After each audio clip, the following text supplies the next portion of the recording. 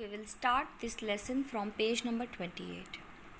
Once the house had been painted, but the sun blistered the paint and the rains washed it away, and now the house was as dull and grey as everything else. Describing what the girl could see outside her house, now she is describing the house.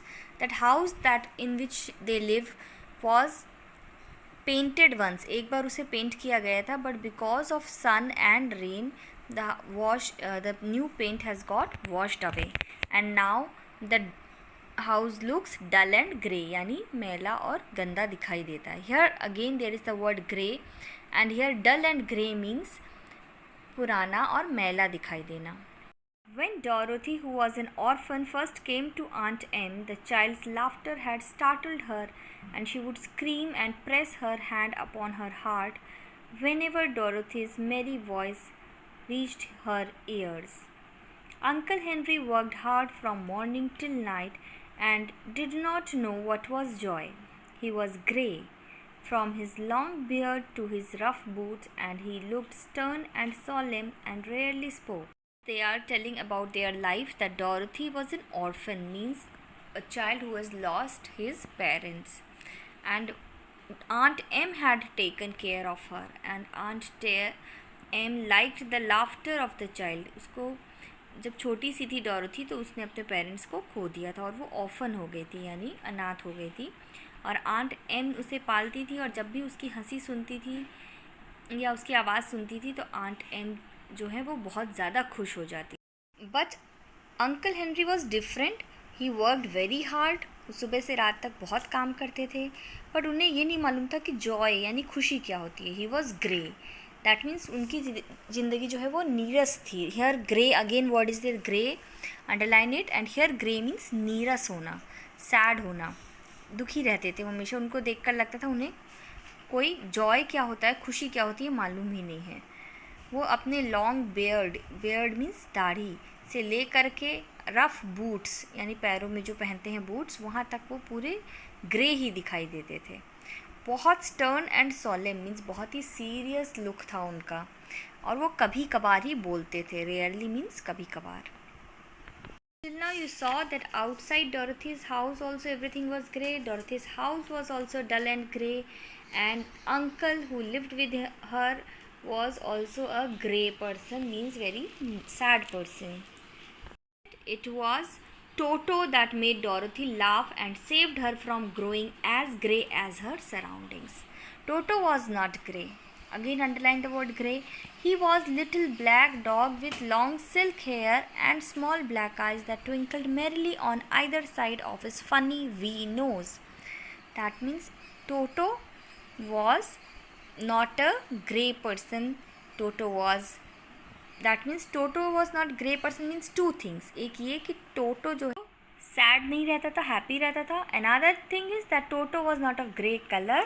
Toto was a black dog. दो तरह की meaning है यहाँ grey की. Okay, so they have describe. And we nose means छोटी सी knows थी टोटो की. उसके दोनों साइड में उसकी चमकती हुई, ट्विंकल करती हुई, खुशी से भरी हुई आँखें थी. All day long and Dorothy played with him and loved him dearly. टोटो सारे दिन खेलता था और डोरोथी भी उसके साथ खेलती थी और उसे बहुत प्यार करती थी. However, they were not playing. Uncle Henry sat upon the doorstep and looked anxiously at the sky, which was even grayer than usual. Underline the grayer here.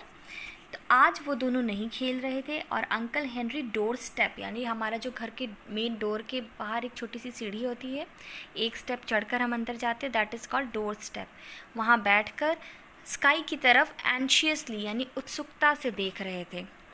Sky कैसी दिख रही थी? ग्रेयर यानी हमेशा से ज़्यादा ग्रे. जब स्काई में बादल घिर आते हैं that time it looks grey. So the sky was looking little more grey than usual. हर दिन से ज़्यादा ग्रे, इसलिए कहा गया greyer. Stood in the door with Toto in her arms and looked at the sky too. Aunt Em was washing dishes. Dorothy भी अब टोटो को लेकर वहीं खड़ी थी अंकल हेनरी के पास, and aunt Em dishes wash कर रही थी घर के अंदर. From the far north they heard a low wail of the wind, and uncle Henry and Dorothy could see where the long grass bowed in the waves before the coming storm.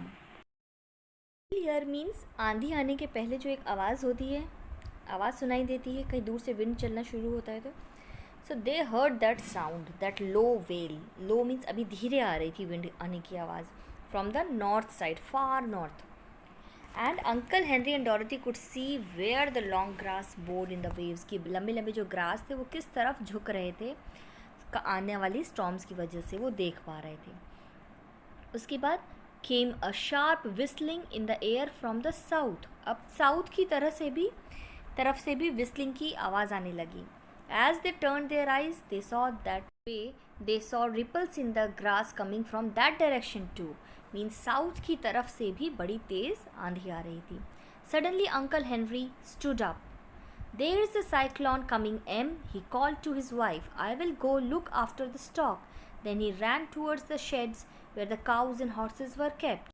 Uncle Henry खड़े हुए और उन्होंने अपनी wife को आवाज़ लगाया M को और कहा कि साइक्लोन आने वाला है और मैं जाकर अपने स्टॉक्स को संभालता हूँ. स्टॉक्स मीन्स उनके जो काउज और हॉर्सेस शेड में थे वो उन्हें संभालने चले गए. Aunt Em dropped her work and came to the door.